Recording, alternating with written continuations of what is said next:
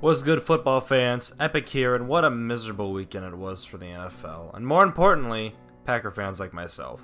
On the flip side, we did have a solid week with our picks. Let's take a look. Deshaun Watson, Ben Roethlisberger, Evan Engram, and the Ravens D and Cardinals D performed as I predicted.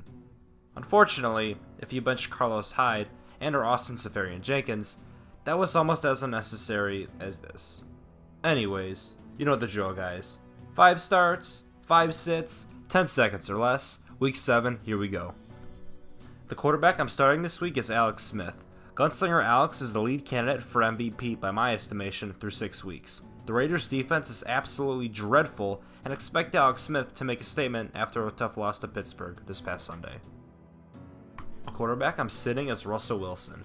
Even off a bye week, Russ has struggled against stout pass rushes and can't seem to find himself a run game either. At New York, against a team who just went to Denver and beat them, temper expectations for good guy Russ in Week 7. Running backs I'm starting this week are Ty Montgomery and Aaron Jones. With Aaron Rodgers out, the Packers believe Brett Hundley is the guy for them until Rodgers is healthy.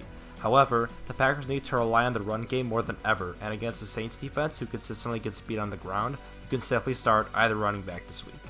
The running back I'm sitting is Marshawn Lynch. Beast mode is beast mode. The problem is, the Raiders will not commit to the run or have a feature back. That may change, but right now, you got better options going into Week 7. A wide receiver I'm starting is Michael Thomas. I know he had a rough week, but Thomas should have no problem ripping apart my Packers secondary, who could take a number 1 wideout out of the game if their life depended on it. Start Thomas confidently in Week 7. Wide receiver I'm sitting is Amari Cooper. AC/DC has not been what most thought it would have been. Sorry owners, but I told you not to draft Amari Cooper for this very reason. Cooper has been dreadful fantasy-wise and should be benched until further notice. Not this Thursday night, matching up with Marcus Peters. A tight end I'm starting is Delanie Walker. Walker has reached the end zone once this season, and it wasn't even on a reception. Walker has been somewhat disappointing thus far, but my gut tells me he'll find the end zone against the Brown defense that lets tight ends walk all over him. A tight end I'm sitting is Cameron Brate. Brate has been awesome this year, scoring 4 touchdowns in 5 games. However, extending his touchdown streak to 5 seems unlikely, and expect the Harvard graduate to drop off this week due to unsustainable production. A defense I'm starting is the Jacksonville Jaguars. The Jags have been relentless on the road. Defensively, they are far and away the best team on the road and should send Jacoby Brissett into a frenzy when the two collide in Week 7.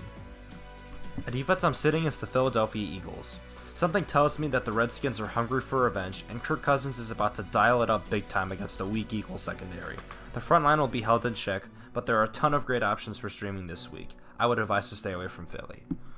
Alright, that wraps up Week 7 of 5 plus 5 equals 10. Hope you guys enjoyed. If you did, please hit me up with a sub. We're going to be doing these videos from now until season's end. If you have any last minute fantasy questions, feel free to leave a comment down below. And with that being said, thanks for watching guys, and we're switching it up this time.